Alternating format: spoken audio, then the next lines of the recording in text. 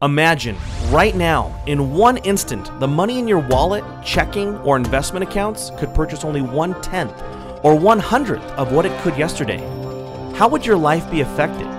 Could this even realistically happen? Well, who is in control of your money and how the US dollar works? Not you. Did you decide in 2008 to help bail out large failing banks? Probably not. But your government did. Did you notice how prices rose for gas and food after this? Our crisis was witnessed by the world, by our creditors, yet our government borrowed more money and the Federal Reserve printed more dollars. All of these events change the value of each dollar you have. At any moment, another event could happen that changes the value of these dollars more dramatically. So how can you protect yourself? You may have been told to store wealth in real estate or gold and silver. These are good places to store wealth, but you cannot buy groceries or goods directly with these assets because they aren't currency. You can't transfer their value easily or efficiently for real-world transactions. There is a form of currency that does not deal in dollars, and that is actually inflation-proof. It is the banker's worst fear.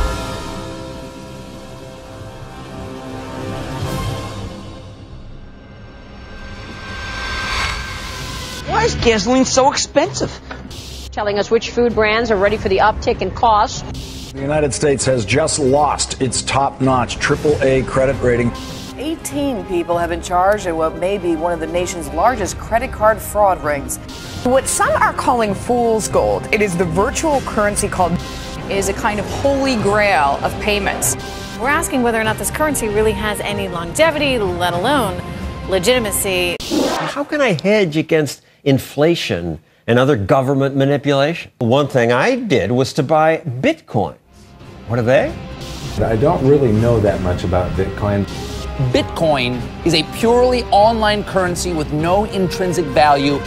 It is digital currency, which you can then use to buy things online. Bitcoin. What is Bitcoin? Bitcoin, first introduced in 2009, is a relatively new technology in today's ever-changing world. Bitcoin is a digital currency, an innovative tool that is revolutionizing people's daily lives, as did smartphones, eBay, YouTube, and even the internet itself. I can communicate with people live anywhere in the world by typing on the keyboard. You've got mail. The Bitcoin network facilitates the instantaneous transfer of value across any distance over any borders, to any place on Earth. Specifically, it allows any person in any place with an internet connection to receive and transfer value. To send $8,000 from America to Australia, Western Union would charge you $336. In contrast, any value of Bitcoin can be transferred with a fee of no more than 2 cents at today's exchange rate. Besides being able to transfer wealth instantly, Bitcoin is highly valuable because in its specially designed software, the supply of currency units, also called Bitcoins, is increased at a steady rate. New Bitcoin creation will only cease in the year 2140 with a total of 21 million Bitcoins. As of September 2013, there exist in circulation over 11.5 million Bitcoins, over half the total supply that will eventually be mined. Mining Bitcoin is the process by which new Bitcoins come into existence. They are created in blocks, and currently 25 Bitcoins are mined per block. Blocks are generated about every 10 minutes as regulated by the software code and sent to the computer that mined them. The best miner is the one with the most computational power, but it is also based on luck who wins the reward. A rough estimate would put the total number of Bitcoin miners at 100,000. This mining process is more specifically known as hashing. All right, Emmanuel, let's start off with your website. Cloudhashing.com. When did you get the idea to create a hosted mining cloud hashing service? When my wife decided to throw all my computers from the attic. So I started off mining Bitcoin using computers. So I had a few computers sitting around and running permanently, so the guests could not come around and spend time just because the room was super hot. They'll get a heat stroke. And at the same time, it was just costing a lot of money for electricity. So I invested in ASICs. Then upon my investment in ASICs, I had friends who were interested. So at that point I thought, they weren't computer literate, so I thought, let me manage it for them. So upon doing that, it kind of spiraled into a business. And, we launched Cloud Hashing in April this year. And we've been selling what you call Bitcoin mining contracts ever since. Did it bother you that we don't know who created it? I first heard about it in 2010. Well, I didn't think it was a great idea because I just couldn't see how it could take off into the mainstream. And lo and behold, 3 years later, the value just skyrocketed, and I thought, oh my goodness, I missed out on a golden opportunity and the advent of something great here. I think the very fact that I didn't know who created it kind of raised a lot of questions. I mean, but realistically, that didn't matter. The maths itself and the proof of work concept itself, it's a super secure currency. It may be hard to trust such a new, strange, and exciting system like Bitcoin. Some, mainly computer technology enthusiasts, already see Bitcoin as more secure than email, online banking, and your E-Trade account. So what made you say, you know what, I'm going to trust Bitcoin? Well, that's a great question. Do you use the internet? I do. Do you trust it? I pretty much have to. You trust the internet. You don't necessarily trust everybody on the internet. No. Right. But you trust the internet. You trust that you go in and type in on your browser and you get to Walmart.com. You trust that's Walmart or whatever. Yeah. And there are legitimate actors on the internet, right? Like Amazon.com. I'm sure you bought stuff there. Mm-hmm. Well, Bitcoin is very similar. It is computer code that's a protocol. Like email, a person would not normally assume anyone in this case can see, delete, or otherwise access their email account without their permission and password. There is one exception in that your email provider could shut you down or even spy on you at the NSA's request. Why should people start taking a serious look at it who want to get off the government's radar? I think it's a very important thing. One thing that we don't really fully appreciate is the level of surveillance that we're under. And now all of your transactions are being databased, archived, stored, and they're going to be searchable forever. And you don't know who's going to be in power in 4 years or 8 years or 20 years. And you don't know what they're going to do with that information. And so why even have that information appear there in the first place? Bitcoin allows you to take control of that and to have it not even appear. This brings us to the topic of centralization. Bitcoin is decentralized. This means there is no central authority that can stop any specific Bitcoin transaction, and the same goes for the Bitcoin system as a whole. No one can lock or freeze a Bitcoin wallet or address, unlike a bank account. No one can arbitrarily create more Bitcoins than the software program was designed to make. No one can change the software without the majority of the entire network of users accepting a change. Programmers of the Bitcoin software are thus limited in their scope of changes to what the market is driving. Max Wright, he wrote a book called Bitcoin Revolution.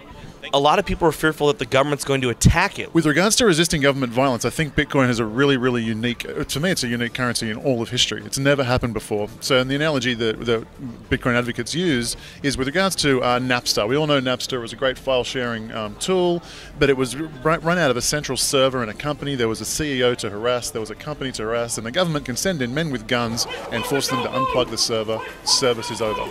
Bitcoin, in the same way BitTorrent solved the problem for Napster, it was decentralized and there was no one to harass. There's no, you have to put a policeman in every bedroom in every house in the country or the planet to bring down BitTorrent. So too with Bitcoin. There is no one to harass. There is no CEO. It is a distributed peer-to-peer network that authorizes and guarantees the sanctity of the network. And so for that reason, it is incredibly resilient to violence. And I find it very, very interesting that at a time when we're going to, my expectation is we're going to go through a currency crisis and currency wars like we've never seen before. I'm here with Jim Rickards. He's the author of Currency Wars. I'll just throw it out there. Bitcoin, what are your thoughts? One of my least favorite topics, because I'm very skeptical of Bitcoin, but I've actually read the technical papers. I've spoken to a lot of people about it. It is cool technology. It's good encryption, the blockchain method of validating, the fact that it's decentralized and dispersed. You can fire a drone missile at a Bitcoin server and it doesn't matter because there's another one over here that's got the blockchain and they can validate. So I understand all that. It's cool stuff and it does attract libertarians and it does attract technophiles. Now that you know what Bitcoin is, you should recognize how digital currency is a threat to the current banking system and institutions.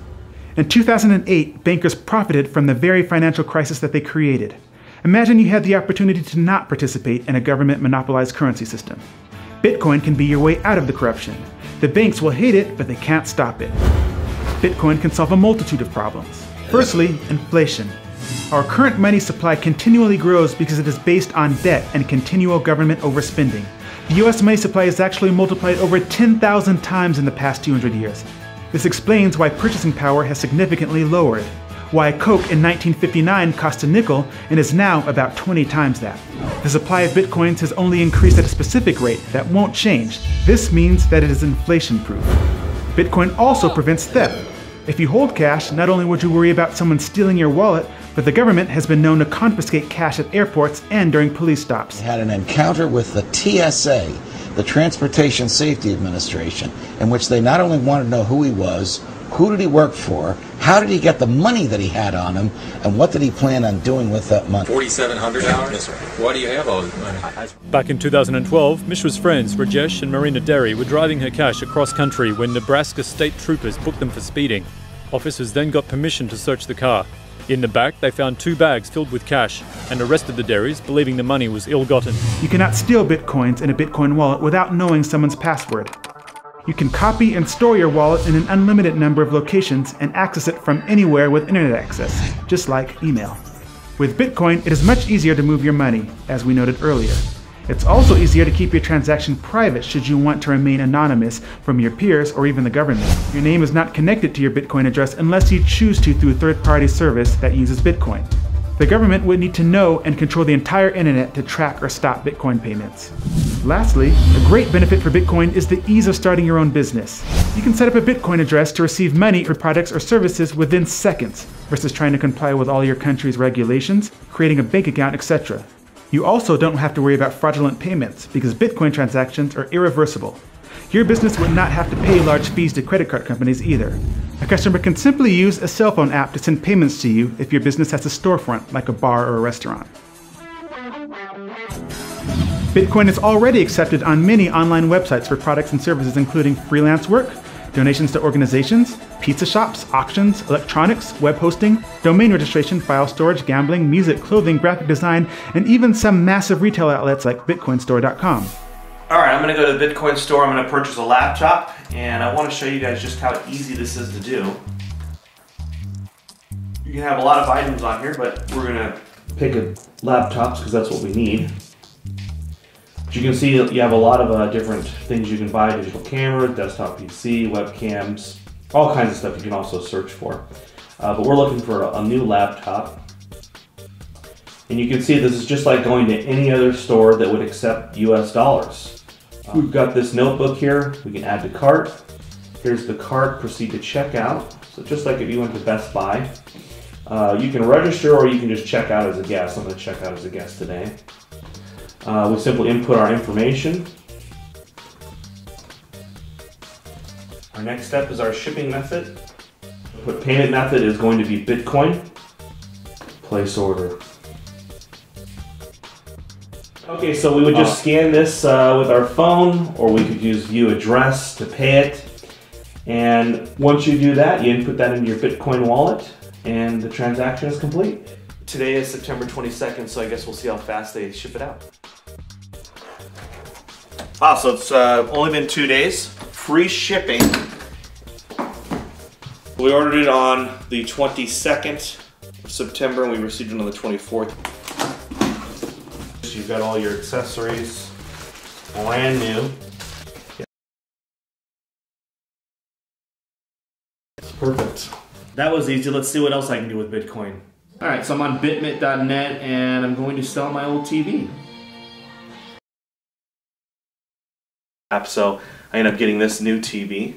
I've had this TV for, gosh, 10 years now. It's a 62-inch. Sweetheart, some Africans from Ghana want to buy our TV with Bitcoin. Over 1,000 people attended the Bitcoin conference in San Jose, May 2013. The Bitcoin Forum has over 100,000 members discussing Bitcoin. Payment processor BitPay currently has thousands of merchants using their services to accept Bitcoin payments on their websites. As of September 2013, the value of Bitcoins created has reached $1.5 billion as determined by the free market. Bitcoin seems to be growing at a rapid rate, maybe even outpacing the government's ability to regulate it. When the Financial Crimes Enforcement Network of the Department of the U.S. Treasury announced that virtual currencies are subject to the same rules as other currencies, the price didn't crash. In fact, it went up from there, as if attempts to regulate Bitcoin don't matter. This idea that somehow, you're escaping government scrutiny or you're outside the government matrix or whatever. It's just not true. Mt. Gox was attacked by the government. Of course, the Silk Road, now arrests have been made. So the government's watching everything you do. So there were a lot of exchange popping up, and they started getting hammered. And I mean, with all the laws and banks closing their accounts and stuff like that, and that made it difficult. But then in comes local Bitcoins. They let individuals advertise whether they want to buy or sell, and those individuals hook up with each other. And that's making it a lot easier. Buying Bitcoin is getting easier. Selling it, I guess, is getting easier too. There's no reason in the world that a privately issued currency couldn't be issued and serve maybe even better, because it's totally beyond the temptation of politicians to start meddling with the rules. Yeah. It's beyond the reach of political temptation. Now, picture a world where you are in control of your money, where you're free to spend any amount, small or large, anywhere in the world, and your identity is safe. Your money cannot be diluted by government creating it out of nothing and then giving it away to banks, special interests, towards wars, or in foreign aid. You can help stop selfish banking interests. You can shape your destiny. And we don't even have to end the current system. We just merely need to bypass it. Thank you for watching our video. Go to our website at bankersworstfear.com to receive your free report on how you can start opting out of the current monetary system. You'll also receive full guest interviews as well as exclusive analysis from future money trends. Close enough.